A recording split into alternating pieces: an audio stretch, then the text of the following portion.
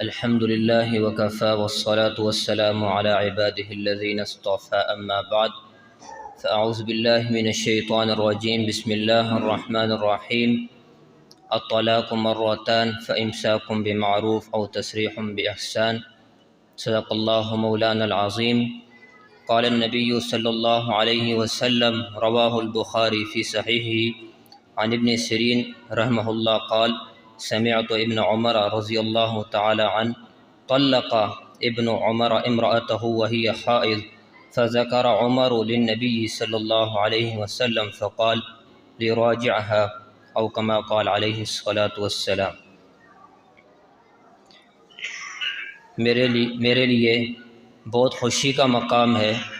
کہ اتنے بڑے اساتذہ کرام اور وقت کے پنڈی اسلام آباد کے فقی حضرات کے سامنے جہاں پر بات کرنے کا موقع مل رہا ہے وہاں یہ بڑی آزمائش کا موقع بھی ہے۔ مجھ جیسے کم علم، ناقص اور کم گویائی والا شخص بات کر رہا ہے، میں تو محض ناقل ہوں، انہی اساتذہ کرام سے جو بات سنی ہے، سمجھی ہے اور جو کچھ پڑھا ہے وہی بطور تکرار کے اپنے ساتھیوں کے سامنے اور اساتذہ کے سامنے بطور سبق کے سنانے کی سعادت حاصل کر رہا ہوں۔ الحمدللہ ہم 2 سال سے ورچوئل اسلامی ایجوکیشن سسٹم کے تحت جو حضرت استاد جی مفتی شکیل احمد صاحب کی زیر سرپرستی چل رہا ہے وہاں سے ہم بطور طالب علم یہ تخصص فی الافتاء کر رہے ہیں۔ الحمدللہ 1 سال کے اندر جو ہم نے کتب کا مطالعہ کیا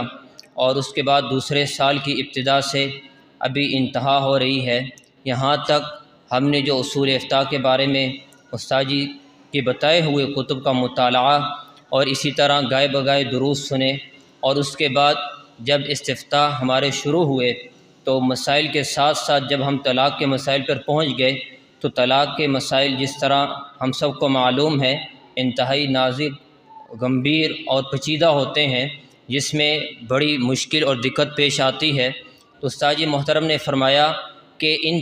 استفتاء سے پہلے طلاق کے کہ آپ ایسا کیجئے، عربی اردو فتاوی جات کی طلاق کے جو مسائل ہیں ما لہا و ما علیہا کا آپ خود مطالعہ کر کے اور خلاصہ نکال کر پہلے مجھے بھیجیے اور پھر میں آگے چلوں گا۔ تو الحمدللہ میرے ساتھیوں نے اور ہم سب نے مل کر تقریباً 2 مہینے سے اوپر محنت کی اور عربی فتاوی جات اور اسی طرح اردو فتاوی جات جو ہمیں ممکن تھے موجود ہیں ابھی، ان کو الحمدللہ بالاستیعاب طلاق کے باب میں ہم نے دیکھا اور الحمدللہ تحریری صورت میں اس کا جو خلاصہ تھا وہ نکالا اور اساتذہ کرام کے سامنے بھی پیش کیا تھا۔ تو انہی میں سے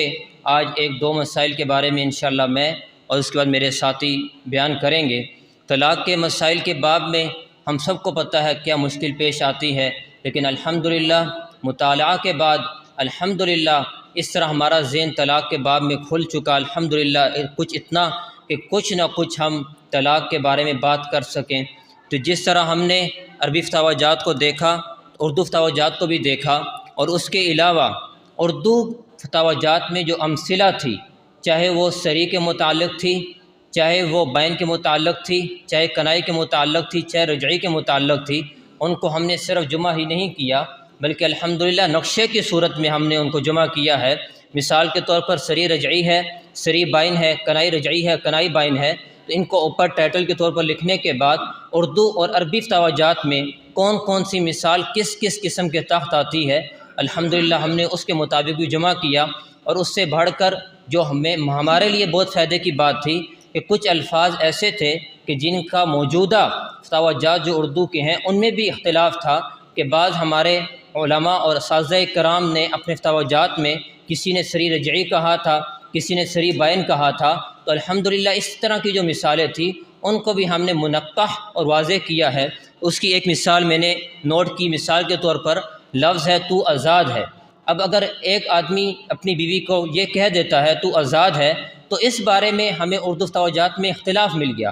مثال کے طور پر امداد الفتاوی اور فتاوی محمودیہ میں اس کو صریح رجعی کہہ دیا گیا کہ اس سے جو طلاق ہوگی بغیر نیت کے ہوگی اور طلاق بھی رجعی ہوگی۔ حالانکہ دیکھا جائے یہ طلاق میں صریح نہیں ہے، لیکن عرف کی وجہ سے ان حضرات نے اس کو کہہ دیا۔ لیکن فتاوی دارالعلوم دیوبند میں جب ہم نے دیکھا تو اسی کو کنائی بائن میں شمار کر دیا اور بعض حضرات نے صریح بائن میں شمار کر دیا۔ لیکن امداد الاحکام میں حضرت نے بڑی بہترین بات کہی. انہوں نے کہا ہم دیکھیں گے اس لفظ کے ساتھ قرینہ طلاق ہے یا نہیں. اگر طلاق کا قرینہ پایا جاتا ہے تو یہ صریح ہے، ادروائز یہ بائن ہو جائے گا، کنائی ہو جائے گا. تو اس طرح کی اور مثالیں بھی ہم نے بہت جمع کی ہیں کہ جن مثالوں میں اردو فطرت میں ہمیں اختلاف ملا.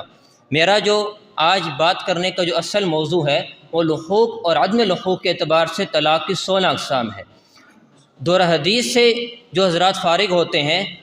اپنی بات میں کرتا ہوں، باقی حضرات تو ماشاءاللہ پتہ ہوگا، ہمیں دور حدیث سے فارغ ہونے کے بعد بھی ان 16 اقسام کا نہیں پتہ تھا کہ لحوق کیا ہوتا ہے، عدم لحوق کیا ہوتا ہے. اس کے بعد الحمدللہ ابھی ہم نے اس پر جب کام کیا تو اس بارے ہمارا ذہن الحمدللہ کچھ نہ کچھ کھلا کہ لحوق اور عدم لحوق کیا ہوتا ہے اور یہ صورتیں کون سی ہیں اور کب واقع ہوتی ہیں. لحوق اور عدم لحوق کی تعریف سے پہلے اتنا سمجھنا چاہیے کہ جب ایک انسان اپنی زوجہ کو طلاق دیتا ہے تو وہ 4 قسم میں سے ایک ہوگی، یا سری رجعی ہوتی ہے، یا سری بائن ہوتی ہے، یا کنائی رجعی ہوتی ہے، یا کنائی بائن ہوتی ہے. پھر یہ چاروں قسمیں اس طلاق دینے کے بعد عدت کے اندر شوہر دوبارہ دوسری طلاق اگر دے تو آیا وہ طلاق واقع ہوگی یا نہیں ہوگی. پھر یہی 4 قسمیں جو پہلی تھی دوسری طلاق بھی ان چاروں میں سے ہوگی. تو 4 کو 4 سے ملٹیپلائی ضرب دے دے تو 16 اقسام بن جاتی ہے. تو اب اس میں آپس میں فقہائے کرام نے باقاعدہ بطور نقشہ کے آج کل کی اردو کتابوں میں مل جاتا ہے کہ 16 اقسام یہ نقشے کے ساتھ کہ طلاق واقع ہوتی ہے یا نہیں ہوتی. تو ابھی سمجھنے کی بات یہ ہے کہ جب ایک انسان نے اپنی زوجہ کو طلاق دی پہلی اور 4 میں سے کچھ ہوگی، سری رجعی، سری بائن، کنائی رجعی، کنائی بائن، تو دوسری طلاق بھی ان چاروں میں سے ہوگی. تو اب دوسری طلاق واقع ہوگی یا نہیں؟ اگر واقع ہوگی تو اس کو لحوق کہتے ہیں، اگر واقع نہیں ہوگی تو اس کو عدم لحوق کہتے ہیں. تو اب ان 16 اقسام میں سے خلاصے کے طور پر تقریباً تمام توجہات میں ہمیں اتنی بات مل گئی کہ اگر دوسری طلاق دینے والا کنائی بائن ہے، دوسری طلاق کنائی بائن دی اور پہلی بائن چاہے سری ہو چاہے کنائی ہو، تو ان 2 صورتوں میں لحوق نہیں ہوتا، باقی 14 صورتوں میں لحوق ہو جاتا ہے. لحوق سے مراد جس طرح ابھی واضح ہو گیا کہ جب پہلی طلاق بائن ہو چاہے سری ہو چاہے کنائی ہو اور دوسری کنائی بائن ہو تو دوسری کنائی بائن واقع نہیں ہوگی، اسی عدت کے اندر طلاق دے دے، دوسری طلاق کنائی بائن واقع نہیں ہوگی. یہ مراد ہو گیا ان 2 صورتوں میں کہ لاحق نہیں ہوتی، اور باقی 14 صورتیں جتنی پائی جاتی ہیں ان میں طلاق واقع ہو جاتی ہے. اب اسی اعتبار سے اردو توجہات اور عربی توجہات میں بہت سی مثالیں مل جاتی ہیں، لیکن جب ہمارے سامنے کوئی استفتاء آ جاتا ہے تو اس کے حل کرنے میں بڑی دقت پیش آتی ہے. لیکن اگر یہی 16 اقسام ہمارے سامنے رہیں اور پھر مثال کو ہم دیکھیں کہ کون سی قسم میں جا رہی ہے تو اس اعتبار سے ہمارے لیے استفتاء لکھنا بہت آسان ہو جاتا ہے. تو اس کے پیش نظر الحمدللہ ہم نے اس طرح کا کام کیا ہے. لیکن یہاں پر جو کچھ اشکال پیش آ جاتا ہے مجھ جیسے طالب علم کو کہ کس طرح ہم یہ سمجھ سکیں کہ یہ سری رجعی ہے یا سری بائن ہے یا کنائی رجعی ہے یا کنائی بائن ہے، تو اس حوالے سے الحمدللہ جو کچھ ہم ساتھیوں نے محنت کوشش کی اسی کو سامنے رکھنا چاہ رہے تھے. تو جس طرح یہ واضح ہو گیا کہ 16 اقسام میں سے 2 صورتوں میں عدم لحوق ہے، باقی 14 صورتوں میں لحوق ہوتا ہے. اب مطلب یہ ہے کہ جہاں پر سری رجعی کے ساتھ بائن آ جائے یا بائن کے ساتھ رجعی آ جائے تو ان صورتوں میں لحوق ہو جاتا ہے، گویا کہ بائن رجعی کو بھی بائن کر دیتی ہے. اس کی جو علت ہے وہ علامہ شامی رحمہ اللہ نے بڑی بہترین لکھی ہے. وہ فرماتے ہیں کہ جب ایک آدمی نے اپنی زوجہ کو پہلے طلاق بائن دے دی تو زوجہ آلریڈی اس کے نکاح سے نکل چکی ہے، البتہ عدت کی وجہ سے وہ محل طلاق میں ہے، اس وجہ سے جب طلاق رجعی دے گا واقع تو ہو جائے گی لیکن بائن پہلے سے موجود ہے، رجوع نہیں ہو سکتا، تو گویا کہ رجعی بھی بائن ہوگی. اور اگر پہلے رجعی دے چکا ہے اور اس وقت بائن دے رہا ہے تو رجعی میں تو ویسے بھی محلیت طلاق کے ساتھ سب کچھ باقی ہوتا ہے، تو جب بعد میں بائن اس نے دے دی تو بائن نے آ کر اس رجعی کو بائن کر دیا، اس معنی میں کہ اب اس سے رجوع نہیں ہو سکتا. تو یہ معلوم ہو گیا. اب اس کے بعد جن صورتوں میں دونوں طرف بائن آتا ہے،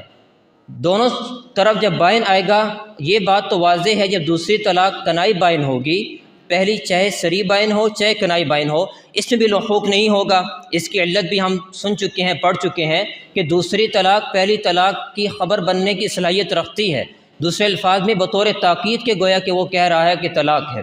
اور بات جو رہ گئی، اور ہر طالب علم تقریباً میرے لیے تو بہت اشکال کی بات تھی، کہ اگر دوسری طلاق صریح بائن ہو تو پھر لحوق ہوگا یا نہیں ہوگا۔ اگر اردو فتاویٰ میں ہم دیکھیں اور عربی فتاویٰ میں دیکھیں تو اس کی کوئی اس طرح صراحت نہیں ملتی کہ جنہوں نے مثال سے اس کو واضح کیا ہو۔ البتہ فتاوی عثمانیہ پشاور والوں کا جو ہے اس میں انہوں نے بڑی پیاری طریقے سے بات کی، لیکن دلائل نہیں دیے ہوئے، جس سے میرے جیسے طالب علم کو سمجھنے بڑی دقت آتی ہے۔ جناب استاذی و شیخی و سندی و مسندی شیخ الاسلام حضرت مولانا مفتی تقی عثمانی صاحب دعوت برکاتہ العالیہ کے فتاوی عثمانی میں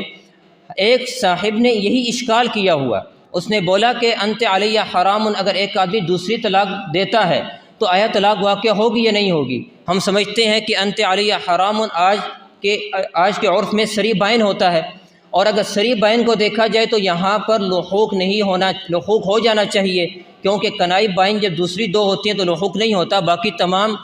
صورتوں میں لحوق ہوتا ہے۔ تو ایک طرف دیکھا جائے کہ صریح بائن کی مثال میں اس کو پیش کیا جاتا ہے تو اس کا لحوق پہلی کے ساتھ ہو جانا چاہیے، لیکن حضرت شیخ نے اور فتاوی شامی میں انہوں نے لکھا یہاں پر لحوق نہیں ہوتا۔ پھر اشکال پیدا ہوتا ہے، مثال کو دیکھیں صریح بائن کی ہے تو لحوق ہو جانا چاہیے، لیکن حضرات ہمارے بڑوں نے تو اس کو کہا لحوق نہیں ہوتا، تو پھر سمجھنے کی بات وہاں پر بڑی عجیب ہے، اور بڑی مجھے خود بطور دقت ہوئی کہ یہ کیا ہو سکتا ہے۔ اگر کوئی اور مثال ہو پھر سمجھ آ جائے تو پھر اردو فتاویٰ میں سے بعض حضرات نے مفتی شعیب عالم صاحب جنہوں نے طلاق کے مسائل میں بڑی بہترین کتاب لکھی ہے، بنو ٹون کے ہیں، انہوں نے بھی اس پر قلم اٹھایا، اور ہمارے شیخ نے خود فتاوی عثمانی پر قلم اٹھایا، اور اس کے بعد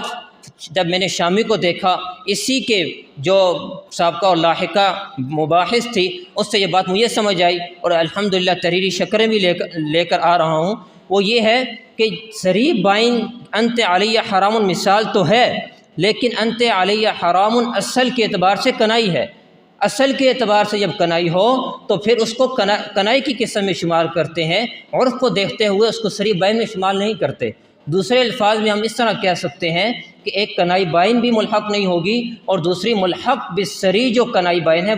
وہ بھی اس کا لحوق بھی نہیں ہوگا۔ تو اب بات سمجھ آ سکتی ہے کہ اب ایک انسان پہلی طلاق دے، چاہے وہ صریح بائن ہو چاہے وہ کنائی بائن ہو، اور اس کے بعد وہ دوسری طلاق دینے جا رہا ہے، تو اگرچہ دوسری طلاق کنائی بائن ہو پھر بھی لحوق نہیں ہوگا، اور اسی طرح دوسری طلاق ملحق بالصریح ہو۔ ملحق بالصریح سے مراد جو اصل کے اعتبار سے تو کنائی ہے، لیکن عرف کی وجہ سے وہ صریح بن چکی ہے، جیسے انت علیہ حرام، تو اس کا لحوق بھی نہیں ہوگا۔ پھر بات یہی رہ جاتی ہے کہ صریح بائن کی مثالیں کیا ہیں، یہ ہمیں کس طرح پتہ لگے گا کہ ملحق بالصریح، صریح بائن اور کنائی بائن میں کیا فرق ہے؟ تو کنائی بائن میں تو ہم سمجھ سکتے ہیں کہ ایک آدمی ایس لفظ کے ساتھ طلاق دے کہ جو لفظ طلاق کے معنی میں واضح بھی نہ ہو، اور اس سے طلاق بھی ظاہری بات ہے جو واقع ہوتی ہے وہ بائن ہوتی ہے، یعنی رجوع اس سے بغیر نکاح کے نہیں ہو سکتا۔ تو اب ملحق بالصریح ہم اتنا سمجھ چکے کہ جو اصل کے اعتبار سے تو کنائی ہوتا ہے، لیکن عرف کی وجہ سے وہ طلاق کے لیے استعمال ہو جاتا ہے، جیسے حرام کا لفظ تو وہ صریح بائن میں آ جاتا ہے، ملحق بالصریح میں آ جاتا ہے۔ تو صریح بائن کی جو مثالیں ہیں، ہر وہ طلاق جس میں شدت یا تاکید کے ساتھ لفظ طلاق کے ساتھ کوئی اور لفظ لائے، جیسے اشد الطلاق ہو گیا، یا طلاق الشیطان ہو گیا، یا طلاق البدع، اس طرح کے الفاظ، یا وہ طلاق جو مال کے اوپر ہو، تو وہ صریح بائن میں ہو جائے گا۔ اب بات سمجھنے میں آسانی ہمیں ہو گئی کہ کنائی بائن جو 16 اقسام میں سے ہے، اگر اس کے ساتھ اتنا اضافہ ہو جائے کہ کنائی بائن اور ملحق بالصریح ان دونوں کا لحوق باقی اقسام کے ساتھ نہیں ہوتا۔ بات چل رہی تھی کہ ایک کنائی بائن ہو گیا، ایک ملحق بالصریح ہو گیا، اور ایک صریح بائن ہو گیا۔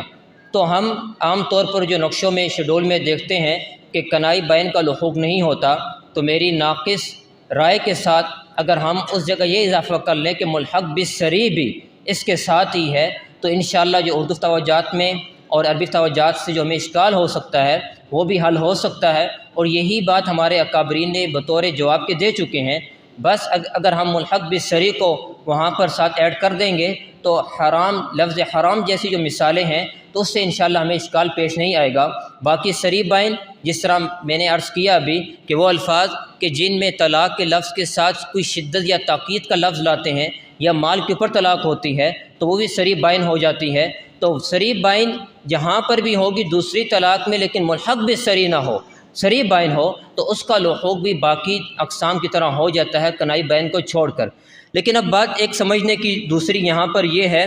کہ سری بائن اور ملحق بالسری ان دونوں کی مثال ہمارے سامنے آ گئی۔ لفظ حرام اگر ہم کہتے ہیں عرف کے مطابق طلاق ہو جاتی ہے،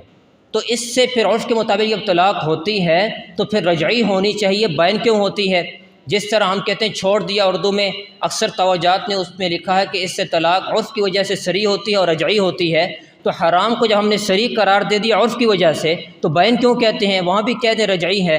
تو علامہ شامی رحمہ اللہ نے اس کا بڑا بہترین جواب دیا۔ انہوں نے فرمایا جب ایک انسان اپنی زوجہ کو حرام کے لفظ کے ساتھ طلاق دیتا ہے تو اس کا مطلب کیا ہوتا ہے؟ عدم حل الوطی و دواعی،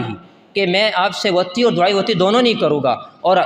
عدم وطی اور دواعی وطی خاصہ ہے طلاق بائن کا، اس وجہ سے بائن ہو جاتی ہے، اور سری اس وجہ سے ہوتی ہے کہ وہ عرف کی وجہ سے ہے۔ تو یہ اشکال بھی انشاءاللہ ہمارا دور ہو جاتا ہے۔ تو اب آخر میں جو ہم پڑھتے آ رہے ہیں کنز سے بھی اور ہدایہ شریف میں بھی، کہ ہم یہ قاعدہ اصول پڑھتے ہیں کہ السری یلحق الصریح والبائن، کہ سری ملحق ہو جاتی ہے سری کے ساتھ بھی اور بائن کے ساتھ بھی۔ یہ بات بالکل واضح ہے کہ بائن کے ساتھ سری آئے یا سری کے ساتھ بائن آئے تو وہ سری کو بھی بائن کر دیتی ہے، ابھی جس طرح میں نے بتا دیا۔ دوسری بات یہ ہے کہ دوسرا قاعدہ ہم نے یہ پڑھا والبائن یلحق السری، کہ بائن سری کے ساتھ ملحق ہو سکتا ہے۔ اس پر بڑی تفصیلی بحث کی علامہ شامی رحمہ اللہ نے۔ انہوں نے فرمایا کہ جو بائن ملحق ہو سکتا ہے سری کے ساتھ، اس سری سے مراد سری رجعی ہے۔ اگر ہم بائن کہیں سری کے ساتھ ملحق ہو سکتا ہے، اگر سری بائن لے لیں پھر تو اوپر ابھی بات ہو چکی ہے کہ کنائی بائن کا لحوق بائن کے ساتھ نہیں ہو سکتا، چاہے وہ سری ہو چاہے کنائی ہو۔ تو اس وجہ سے یہاں پر لا محالہ ہمیں یہ ماننا پڑے گا کہ والبائن یلحق السری، سری سے مراد سری رجعی ہے۔ اور تیسرا اصول اور قاعدہ والبائن للبائن، یعنی والبائن لا یلحق بالبائن، بائن ملحق نہیں ہوتا بائن کے ساتھ۔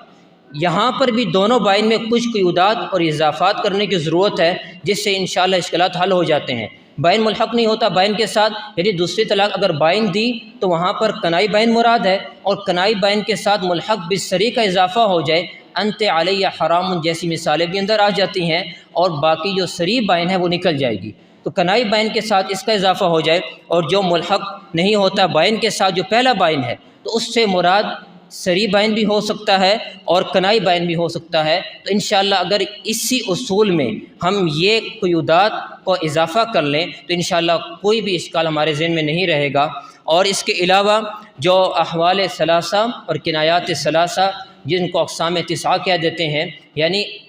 علامہ شامی رحمہ اللہ نے کنایات کی 3 اقسام بیان کی۔ کنایات کے الفاظ 3 قسم کے ہو سکتے ہیں۔ بعض الفاظ وہ ہیں کہ جس میں رد اور جواب دونوں کا احتمال ہے، بعض میں سب و جواب، اور تیسرا فقط جواب۔ رد و جواب کا مطلب یہ کہ زوجہ نے اگر طلاق کا مطالبہ کیا تو شوہر کوئی لفظ بول دیتا ہے، جیسے اذهبی اخرجی، تو مراد کیا ہے کہ آپ جو زوجہ مطالبہ کر رہی ہے وہی دینا چاہ رہا ہے یا اس کی بات کو رد کرنا چاہ رہا ہے۔ اور اسی طرح دوسرا سب و جواب، جواب سمجھ آ گیا، سب سے مراد برا بھلا کہہ دیا، خلی یا بری یا جیسا۔ اور تیسرا فقط جواب۔ یہ ہو گئے رد و جواب کے احوال کنایات ثلاثہ۔ جتنے کنایات الفاظ ہیں وہ ان 3 قسموں میں ہیں، اور احوال بھی 3 ہیں۔ انسان جب یہ الفاظ بول رہا ہے تو کیا حالات نارمل ہیں، خوشی کی حالت ہے یا غصے کی حالت ہے یا مذاکرہ طلاق چل رہا ہے۔ حالات بھی 3 ہیں، کنایات الفاظ بھی 3 ہیں۔ علامہ شامی رحمہ اللہ کو اللہ جزائے خیر دے، انہوں نے بطور نقشہ کے اس کو وہاں پر ذکر کر دیا ہے۔ اور جس طرح مثال کے طور پر اسی کو میں دہرا لیتا ہوں، اگر رد و جواب والے الفاظ ہوں گے یا سب و جواب یا فقط جواب، حالات بھی 3 ہو گئے، رضا،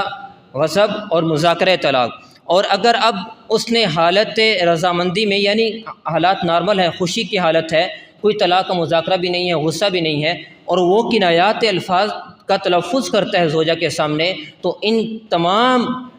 الفاظ میں چاہے رد و جواب ہیں، چاہے سب و جواب ہیں یا جواب فقط ہیں، ان تمام میں پھر نیت اس کی ہونا ضروری ہوگی۔ اور دوسری بات، اگر غصے کی حالت میں ہے تو پھر اس میں تھوڑا سا فرق ہو جائے گا کہ ہم دیکھیں گے رد و جواب ہے، سب و جواب ہے یا فقط جواب ہے۔ تو پہلی 2 صورتیں جو رد و جواب اور سب و جواب ہے اس میں تو نیت ضروری ہے، لیکن وہ الفاظ جس میں صرف جواب کی صلاحیت ہے، جیسے اعتدی، استبرأ رحم کی، تو اس میں یقع بلا نیہ، انہوں نے فرمایا بغیر نیت کے طلاق واقع ہو جاتی ہے۔ اور تیسری صورت جب مذاکرہ طلاق چل رہا ہے تو اس میں بھی تھوڑی سی اسی طرح کا اختلاف ہے کہ اگر رد و جواب ہے تو پھر تو نیت ضروری ہے، لیکن باقی دو صورتوں میں یہاں پر نیت ضروری نہیں ہے۔ یہ کچھ گزارشات تھی جو اساتذہ کرام کی